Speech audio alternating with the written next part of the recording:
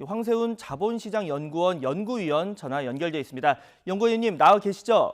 네, 안녕하세요. 네, 안녕하세요. 자, 제가 그래픽으로 좀 정리를 해봤는데 이번 개편안 금융투자소득을 묶어서 이익 있는 곳에 세금도 있다 이런 기준을 정립한다는 취지인데 그렇다면 이 금융투자소득에 포함되는 것 어떤 게 있습니까?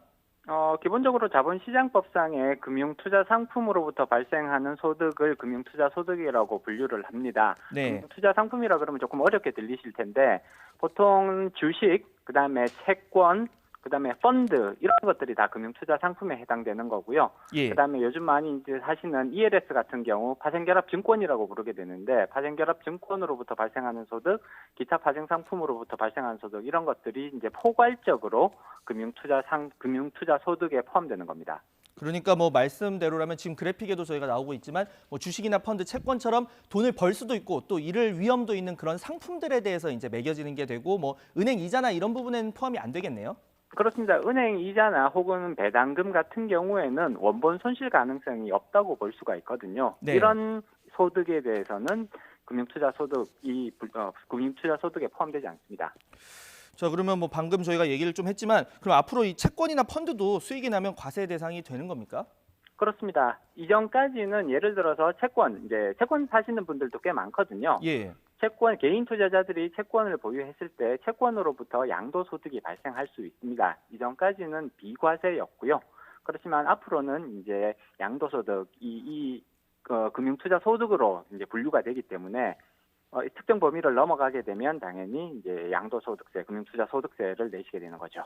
네, 자, 저희가 그래픽을 아마 준비를 했을 텐데 이 그래픽 한번 보겠습니다. 지금 그 채권 그리고 펀드 또 일반 금융 상품 이렇게 지금 차이가 좀 있는데 이 과세 네네. 대상이 코스피나 코스닥 같은 국내에 이제 상장된 주식은 2천만 원까지 이제 연간 벌어도 이제 따로 그렇습니다. 양도소득세를 내지 않고 해외 네네. 주식이나 비상장 주식 그리고 채권이나 파생 상품 이런 경우에는 250만 원 그리고 펀드는 이제 공제가 없다 이런 얘기겠죠? 그렇죠. 상장 주식들, 코스피나 코스닥에 상장되어 있는 주식은 2천만 원까지는 면세가 됩니다. 그래서 네. 한 푼도 세금을 안 내셔도 되는 거고요. 그다음에 이 외의 금융투자 상품들, 해외 주식, 비상장 주식, 채권 파생 상품은 또 하나의 카테고리가 되어서 여기서 발생하는 소득에 대해서는 연간 250만 원까지는 세금을 안 내셔도 되고 넘어가는 부분에 대해서만 양도소득세를 내시면 되고요. 그리고 펀드 같은 경우에는 아직까지는 기본공제액에 대한 발표가 없었고요. 그래서 기본공제액은 없는 걸로 현재까지는 발표가 되고 있고 수익이 나면 세금을 내셔야 하는데 다만 펀드 같은 경우에는 기존에는 펀드 간의 손익통산이 안 되었었는데 앞으로는 펀드 간에도 손익통산이 가능할 예정이기 때문에 이런 면에서는 투자자들에게 좀 도움이 된다고 볼 수가 있죠. 네, 그렇군요. 자, 요즘 은행 이자도 낮고 그렇다 보니까 주식 투자 직접 하시는 분들도 꽤 많습니다. 그런데 계란을 한 바구니에 담지 말라 이런 얘기도 있지만 시청자분들께서 A 주식은 이익인데 또 B 주식은 손해 이런 경우 있으면 어떻게 하느냐 이런 생각을 또 하실 수도 있는데 이게 자동으로 다 합산이 되는 겁니까? 예를 들어 한 금융회사만을 이용하신다면 네. 특별하게 신경 쓰실 부분이 없습니다.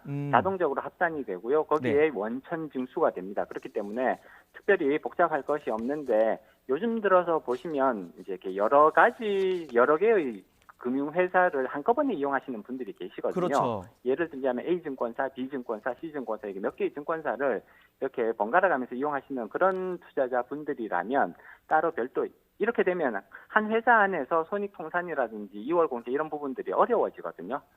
회사별로 합산을 해야 되는 문제가 생기기 때문에 이런 경우라면 신고를 통해서 조정을 해주셔야 됩니다. 그러니까 요즘 신규로 이 증권사 계좌 만들면 좀 돈을 준다거나 혜택이 있다 보니까 여러 군데 이제 이용하시는 분들이 있는데 그런 분들은 따로 별도의 신고가 필요하다 이런 얘기시죠? 그렇습니다. 네. 자, 다음 질문으로 장기 투자하시는 분들 관련 질문입니다. 이 주식 네네. 양도소득세 2023년부터 적용이 되는데 그렇다면 2000년대 예를 들어서 초반부터 삼성전자 4만 원, 5만 원 할 때부터 가지고 있던 분들 지금 엄청 올랐는데 그러면 그 전에 팔아야겠다 이런 생각을 할 수도 있을 것 같아요. 맞는 겁니까? 전혀 그러실 필요는 없고요. 네. 만약에 말씀하신 대로 양도소득세가 적용이 된다면 당연히 2022년도에 파는 분에 대해서는 이제 갑자기 그 매도세가 급증할 우려가 있거든요. 그렇겠죠. 이렇게 되면 예. 시장에 불필요한 충격을 주는 것이기 때문에 2023년 그러니까 2023년 이전에 주식을 사셨던 분이 2023년 이후에 주식을 팔게 되면 2022년 연말 가격 기준으로부터 이제 생각을 해서 그때부터 이제 수익을 계산하게 되는 거거든요. 네네. 그렇기 때문에 실질적으로 2022년 연말에 팔지 않으셔도 동일한 효과를 누리실 수가 있습니다. 그렇기 때문에 2022년 말에 굳이 양도소득세를 회피하기 위하여 주식을 파실 필요는 없다. 왜냐? 그 이전에 얼마에 사서 보유하시든 그거는 상관이 없고요. 2022년 연말 기준으로 다시 취득가액을 조정을 해주기 때문에 사실 그 중간에 매도를 하실 이유가 전혀 없다는 겁니다. 네, 그 장기 투자하시는 분들은 뭐 1995년에 사셨든 2010년에 사셨든 15년에 사셨든 2022년 연말 기준으로 이 손실을 이제 계산을 한다. 취득가액을 연말 가격 기준으로 계산을 해주기 때문에 네. 굳이 2022년에 양도소득세를 회피하기 위해서 파실 이유가 없다는 거죠. 네, 알겠습니다.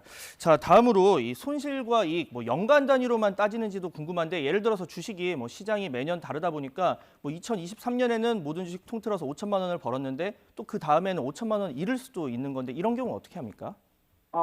이게 이익과 손실이 나는 순서가 또 약간 영향을 미치게 되는데요. 예. 예를 들어서 올해 그러니까 2023년에 5천만 원을 벌었고 네. 그러면 5천만 원에 대해서 양도소득세를 내시겠죠. 네, 그렇죠. 그다음에 이제 다음 해에는 5천만 원을 잃었으면 2년을 통 기준으로 보면 사실은 돈을 한 푼도 못 버신 거거든요. 그렇죠. 그렇지만 5천만 원을 먼저 벌게 되는 경우라면 양도소득세를 내시는 거고요. 네. 5천만 원을 2024년에 잃으셨다면 이거는 소급해서 적용되지는 않습니다. 대신에 그 이후에 2025년, 2026년, 2027년도에 발생할 수 있는 양도소득에 대해서 차감 계산하게 됩니다. 그렇다면 그러니까 먼저 잃었다면 그 뒤에 이제 돈을 뭐 그 만회를 할 경우에는 이제 그렇죠. 고려를 해준다 이런 얘기시죠? 그렇습니다. 네. 자, 사실 이게 뭐 그동안 걷지 않던 비용을 걷다 보니까 불만이 뭐 일부 있는 게 또 사실입니다. 외국 사례 좀 어떻습니까? 이렇게 주식 양도소득세도 내고 거래세도 내고 이렇게 하는 게 보편적인 겁니까?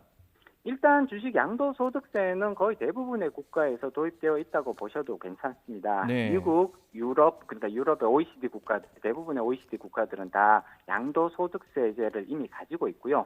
가깝게는 일본이나 호주 같은 경우에도 양도소득세제가 다 도입이 정착이 되어 있습니다. 양도소득세제와 증권거래세제를 동시에 운영하고 있는 국가는 사실상 그렇게 많지는 않고요. 지금 영국, 프랑스 정도가 양도소득세제와 증권거래세제를 함께 운영하고 있는 국가들로 볼 수가 있습니다. 나머지 대부분의 국가들은 양도소득세제만 운영하고 있습니다. 네. 자, 마지막 질문 드리겠습니다. 이번에 뭐 소득 있는 곳에 과세 있다 이런 기준으로 본다면 그러면 증권거래세 뭐 완전 폐지하지 왜 남겨뒀느냐 이런 지적도 나오고 있는데 이 부분 어떨까요? 가장 현실적인 이유는 세수 감소와 관련된 우려라고 볼 수가 있습니다. 사실 증권거래세 수는 굉장히 안정적으로 들어오고 있는 세수고요. 예를 들어서 2018년도 같은 경우에는 증권거래세 수가 6조 원 정도 거쳤고요. 2019년도에는 증권거래세 수가 8조 원 정도 거쳤습니다. 굉장히 이제 높은 금액의 세수를 가지고 있는데요. 만약에 증권거래세를 일시에 다 폐지를 하게 된다면 물론 그러고 나서 이제 양도소득세로 전환을 하게 되는 거죠. 그렇지만 양도소득세수에서 나오는 그런 금액 규모가 증권거래세를 완전히 이제 커버하기에는 사실 좀 모자랄 가능성이 높다. 뭐 이런 이제 우려들이 있는 거거든요. 그렇기 네. 때문에 세수 감소를 우려하는 그런 이제 세제 당국의 입장에서는 증권거래세를 완전히 폐지하기가 상당히 부담스러울 수밖에 없었던 것 같고요. 그래서 폐지가 아니라 0.15%까지 인하하는 수준에서 결정된 것 같습니다. 네, 지금까지 이 주식 세제 개편 관련해서 이 황세훈 연구위원님과 함께 자세한 내용 알아봤습니다. 오늘 연결 응해주셔서 감사합니다. 네, 감사합니다.